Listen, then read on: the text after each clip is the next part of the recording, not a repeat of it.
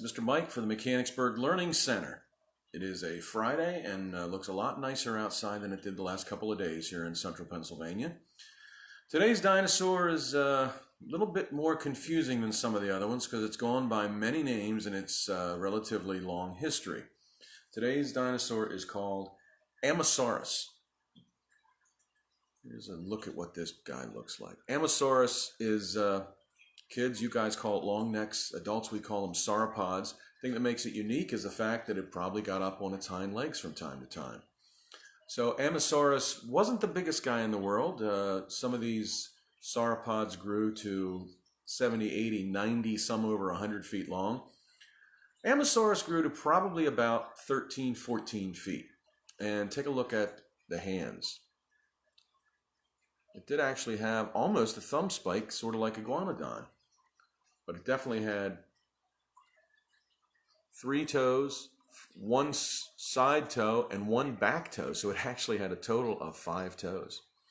So Ammosaurus has been confused over the years by many different dinosaurs.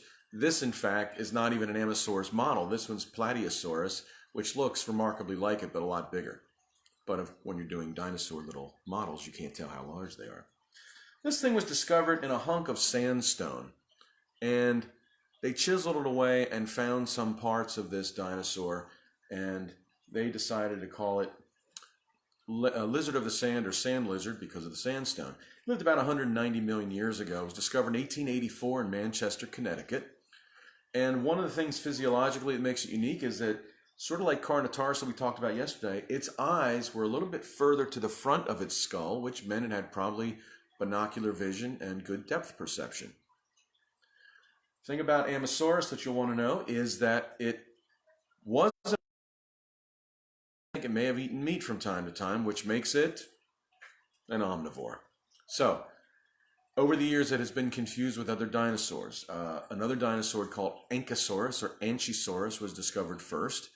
And for a time, they were the same dinosaur. Then they named it Ammosaurus. Then they came up with some other names: Massospondylus, Megadactylus, Gypasaurus, Amphisaurus, even Yaleosaurus. Yaleosaurus makes sense because this was named by a gentleman named O.C. Marsh, a famous paleontologist who I've written about, and that was named in 1889. So it's got a long, storied history. And at some point, we may completely eliminate the word Ammosaurus in favor of Anchisaurus or Ankylosaurus, but for the time being, Ammosaurus is still a valid genus, so we will go ahead and write a poem about it. This one is so new, I wrote it a couple years ago, it's not even in a book yet. This is called Ammosaurus by Mr. Mike. As you can see, it is not in one of my Dinorific poetry books. It just came off the computer last night, and it's still a work in progress, which is why you see some of the corrections I've made. Please enjoy Ammosaurus, brought to you by the Mechanicsburg Learning Center. And once again, thank you for all the shares. Remember to share this one. And a quick note that now all the videos we've made since last Tuesday, episode 1, are now uploaded on YouTube, and you can go see them yourself at Mr. Mike Sgrignoli. If you need help spelling Sgrignoli, I don't really know what to tell you. It's a G in the second position, not a K. Ammosaurus. When I recount this dino tale, you might decide to laugh. It tells of how a set of dino bones were cut in half. The year was 1884. Stoneworkers carving blocks had noticed ancient bones were hiding in those sandstone rocks. And so they sought an expert to evaluate the stone. Perhaps someone would find remains of dinosaurs unknown. They called on O.C. Marsh to come and sort this whole thing out, for dinosaurs and ancient beasts was what he knew about. Marsh came from Yale, the Peabody Museum to be clear. He quickly set to work and hoped more bones would soon appear. In one large slab, Marsh found the back end of something deceased. He never found the front end, though his searching never ceased. He named it Ammosaurus, which means lizard of the sand, referring to the sandstone blocks the workers cut by hand. But many of the blocks they carved had already been sent, and you may not believe where all those dino-filled blocks went. The sandstone cubes were whisked away and used to bridge a brook, which meant that Marsh would never get another chance to look. 8 decades passed, and now the bridge began to show decay, and so it was dismantled and destroyed without delay. Another chap from Peabody, John Ostrom, did request to claim those blocks and try to finish O.C. Marsh's quest.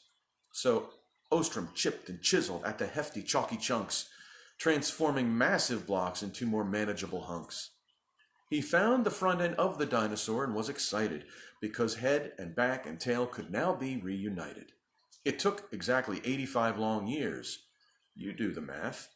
And Ammosaurus finally rejoined its other half.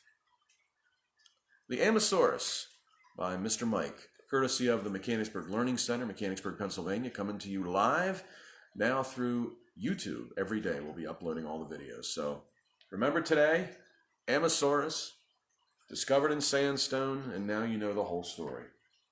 Tune again tomorrow.